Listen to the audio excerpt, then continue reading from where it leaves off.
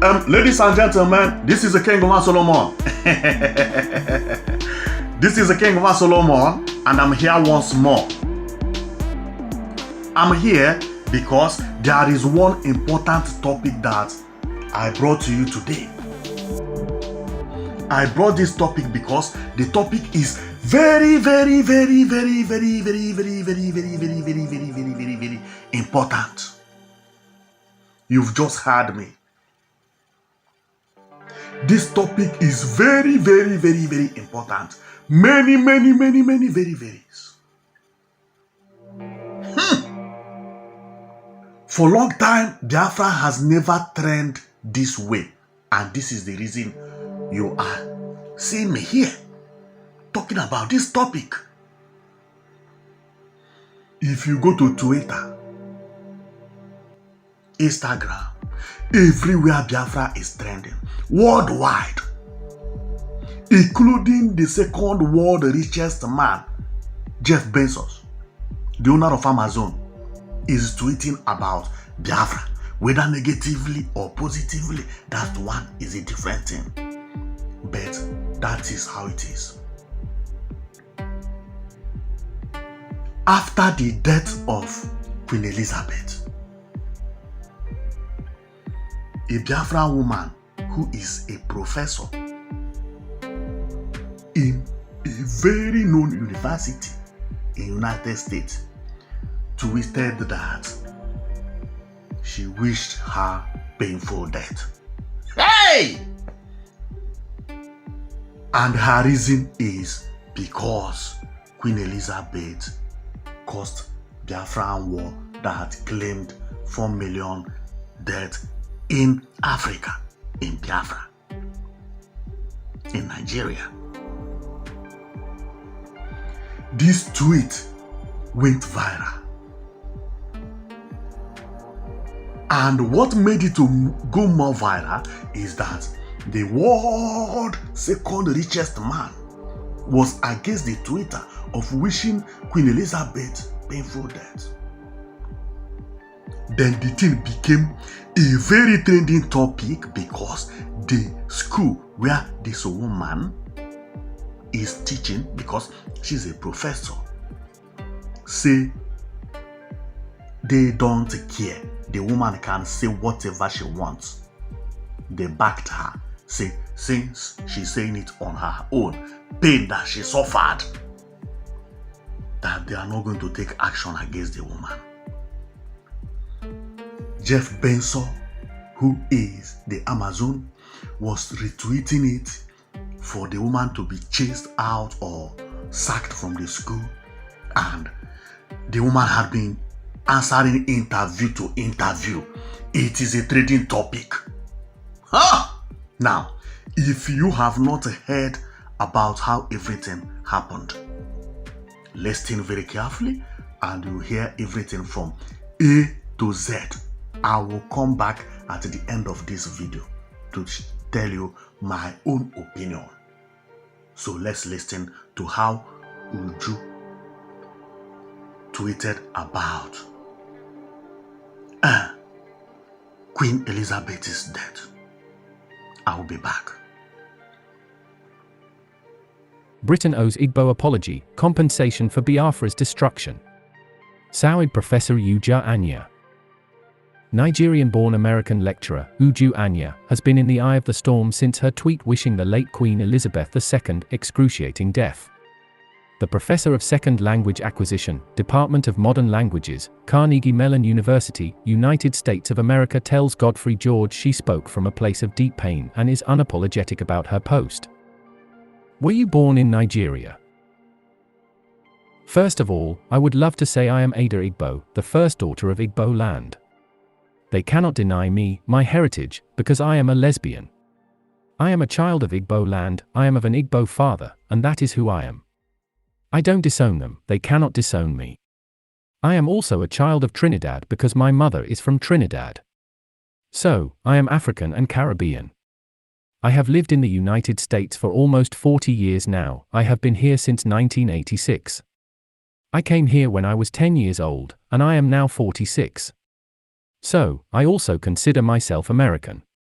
I am a very proud mother of 2 intelligent, loving, and kind children biologically, and I have 1 stepson. I am also a professor and academic researcher of language learning and multilingualism. Your tweet wishing the late Queen Elizabeth II an excruciating death sparked outrage from many quarters around the world.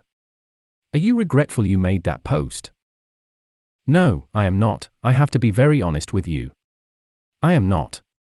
My tweet came from a place of deep pain and deep emotions. It was not something that I planned or calculated. It was spontaneous and was part of my emotional reaction to the impending death of my oppressor. It was spontaneous at the time. However, it is not something I regret or something that I will ever apologize for. I will rest, sleeping every night, knowing that I told the truth. You mentioned that your ancestors suffered in the Biafran War, for which you hold the British responsible. Can you give some details of the kind of experience your people went through? It was not just my ancestors, but also my immediate and living relatives. There were family members who died, but there are also people who are still alive today who survived the genocide. This is because this is a very recent history and a recent memory. The war ended in 1970, and many people who witnessed it are still alive today. I was born in 76 and I lived in the aftermath of the war. My family suffered and some died. It was traumatic. My parents are dead now, but I have siblings alive today who went through Biafra as children. They were under the age of 10. Our family also has a war baby. My mother was pregnant during the war and gave birth to my second oldest brother in Biafra. So, this is something that is extremely close to me, and it is in my personal existence and in addition to the overall history of my family and the broader history of the Igbo people. What stories did your family members tell you about what they went through during the war? I am not claiming that I went through Biafra because I wasn't born yet then, but it didn't end in 1970.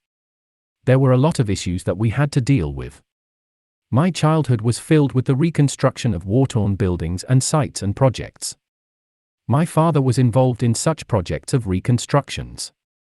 When you think of people who went through a Holocaust, then you can imagine how traumatic it must have been.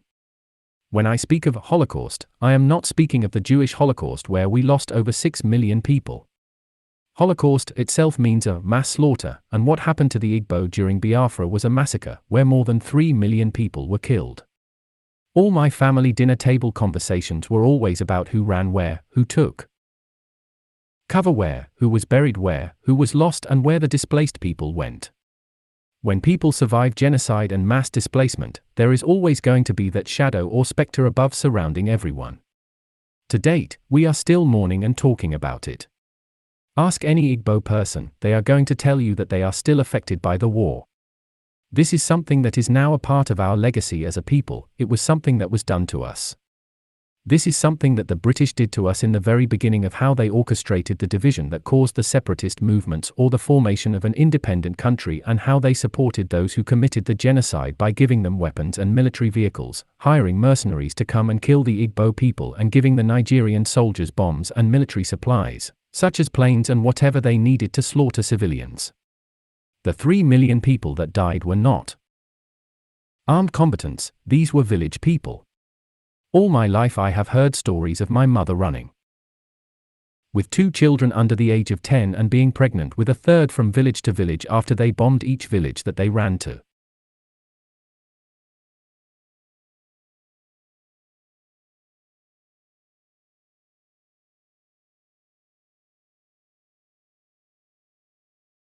One of the most horrific stories that I will never forget for as long as I live is one my mother told me. She said the airplanes that were sent to bomb the villages flew so low that one could see the pilot inside the cockpits, laughing as he sprayed people with machine guns. These were villagers who were desperately running for their lives. My mother told me that it was a memory that was a part of her life. That was the grotesque nature of this attack on our lands. Where did they get those planes? Where did they get those bombs? Did Nigeria manufacture bombs and guns at that time? The British gave it to them because of their interest in the oil that was in Igbo land. I also heard stories from the Ada of our family. She is 14 years older than me. She has stories of her own children lying in a hole. She would run and jump inside a bunker filled with dead bodies. She would lie underneath dead bodies inside the hole to hide from soldiers. Can you imagine that for a child under 10 years old? This is what my people suffered in this genocide. Some of the people are still looking for their loved ones or where they buried them to date. Go to Enugu, there are still buildings that were destroyed and have not been able to be rebuilt after the war.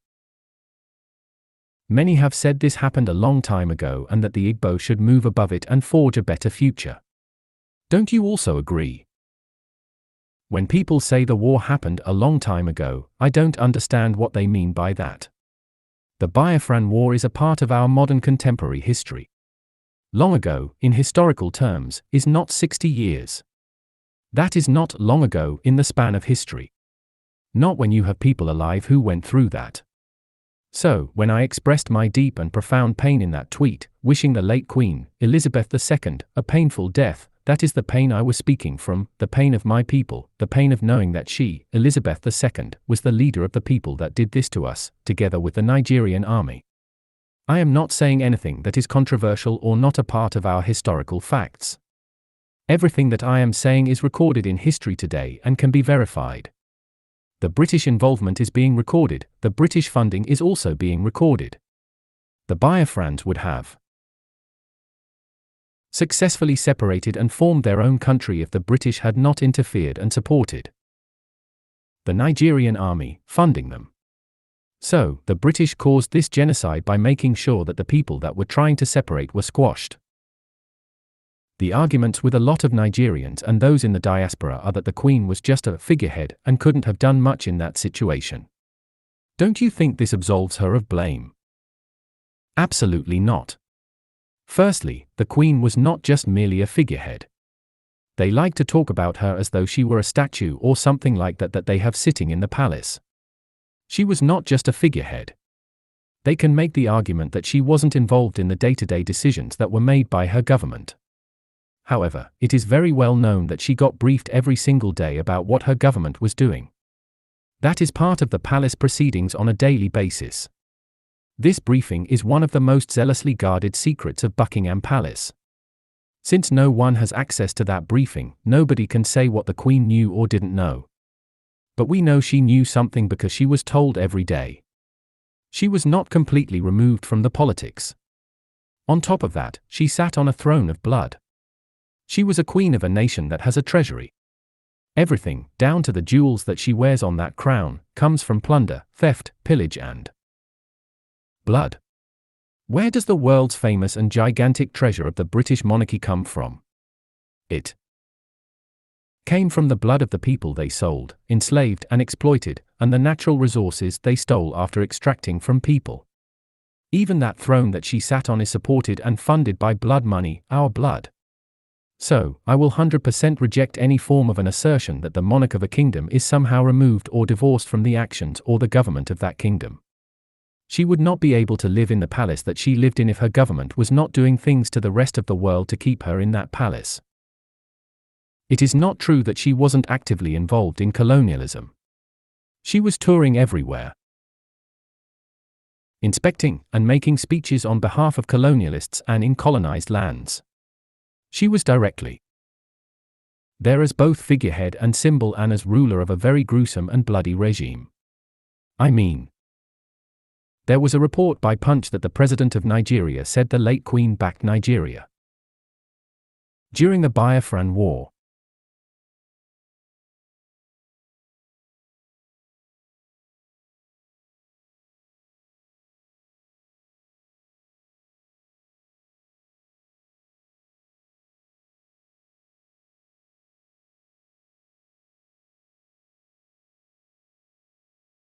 Do you take exception to the president's statement? I would not like to comment on the Nigerian government or any of the politicians or leaders on what they are doing and what they are not doing.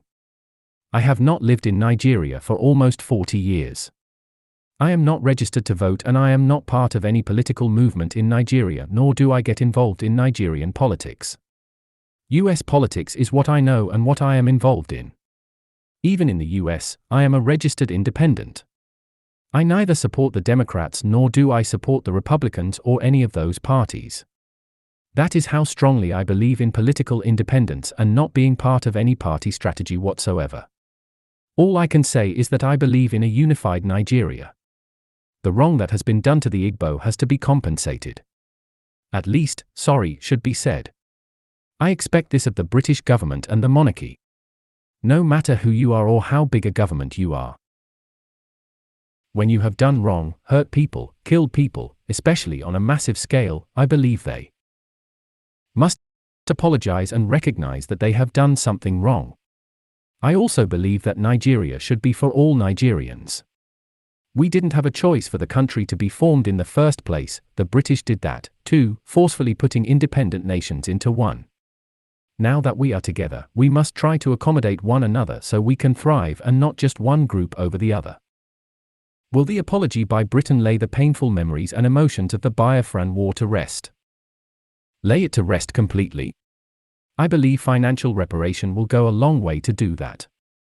We need justice and an apology. It's very important for justice. Justice is what counts.